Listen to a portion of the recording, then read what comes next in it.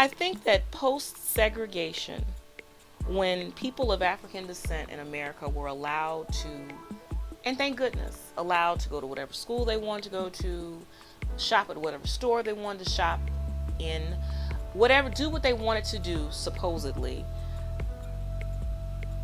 we seem to have lost touch in a way with what once was the black community. Late 70s, 80s, and into the 90s, that was an interesting arc around the word. The culture that adapted the word, that took the word nigger and turned it into their own use was one thing.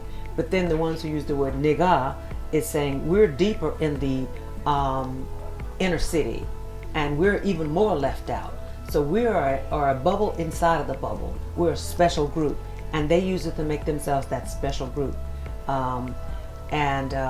So they know they're accepted. They're not as accepted. They know they're not accepted in mainstream, and they don't want to be accepted just as the average nigga. When people were called that in slave times, they kind of just flipped it in current day society, kind of to make it something that people can identify with as a black community. People over the years have tried to take that word and take the sting out of the word and use it the way they want to use it.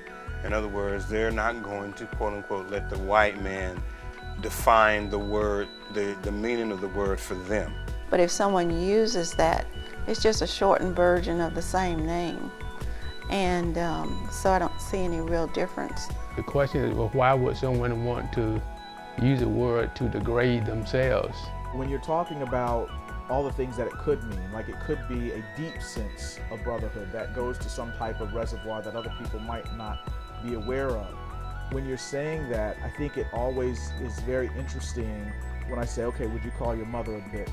Would you call your mom a nigger? Because for us to kind of, and when I say us, I mean, black folk, for us to say we're reclaiming that word and we're reframing it, I think it's very curious the extent to which we've been successful, because it's still a word that many people would not use in reference to the folks who they really do hold dearest and closest to them. But then the explanation to me is that, well, they're not of my generation, they wouldn't understand.